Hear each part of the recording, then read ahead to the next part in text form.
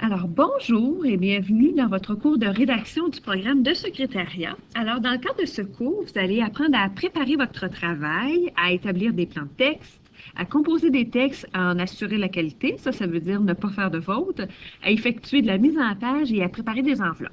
Alors, c'est important de comprendre que le cours se concentre sur de la rédaction professionnelle, c'est-à-dire donc, vous ne composerez pas de poésie ou de texte d'opinion, mais essentiellement des écrits administratifs, soit des notes de service et des lettres d'une page. Alors, comment on procède? Alors, bienvenue, vous êtes sur TIC-FP, c'est la première étape à faire. Donc, essentiel de toujours consulter TIC-FP à chaque cours pour les consignes et la documentation. Alors, tout se trouve dans la démarche pédagogique qui se trouve ici. Alors, on y va. Alors, vous allez voir sur TIC-FP, il y a d'abord une section qui s'appelle « Avant de débuter ». Donc, ici, à lire avant de débuter l'aventure. Donc, je vous conseille de le faire. Il y a les corrections au livre. Donc, il y a des petites corrections à faire à votre livre. Donc, je vous conseille de les faire là tout de suite, d'y aller page par page, c'est plus facile. Ensuite, il y a ici 3 documents, les marges, les mentions spéciales et l'enveloppe.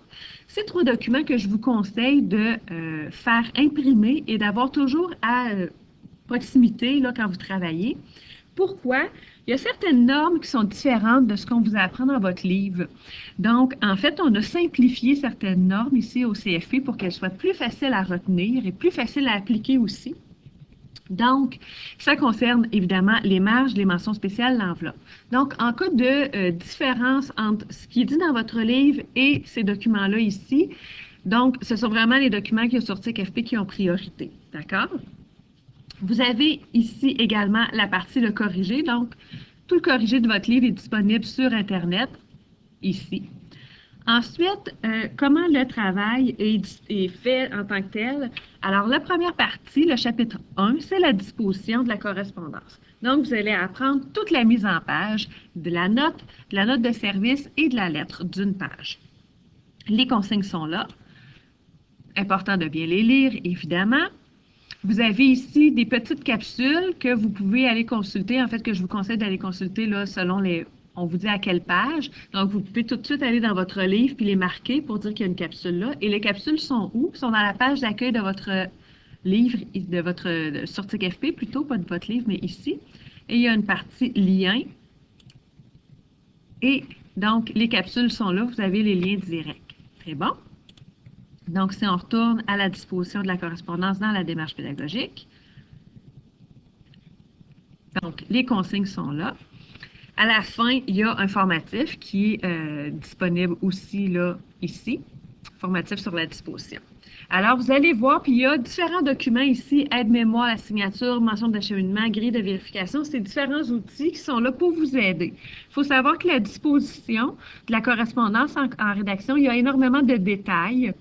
C'est un peu lourd. Je sais que vous allez trouver ça difficile à retenir et un peu lourd. Sachez que ça se fait, ça se retient. Vous n'avez pas tellement le choix. En fait, vous devez le savoir pour votre examen.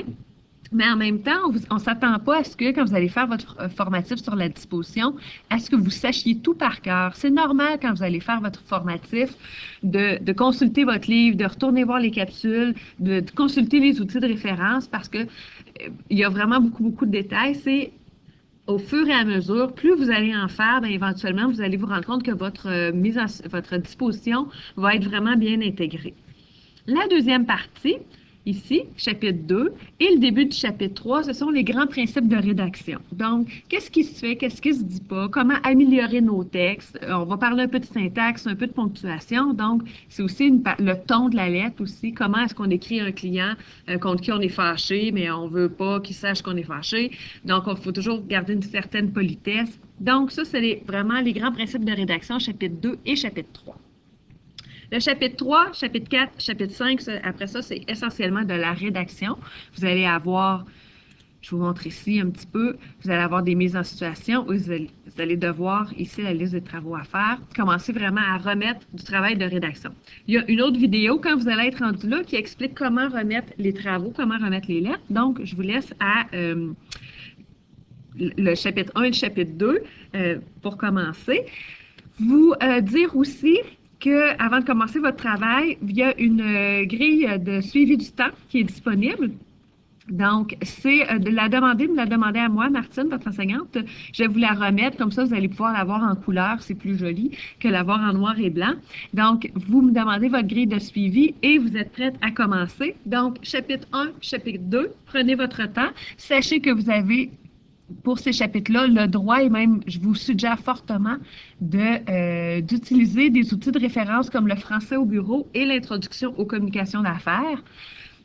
Parce que ça va vraiment beaucoup vous aider. Donc, pour les 2 premières parties du cours, c'est important de continuer à vraiment d'utiliser ces outils-là, ça va vous aider. Pour la suite, on s'en reparle dans la prochaine vidéo. Alors, bon début de cours!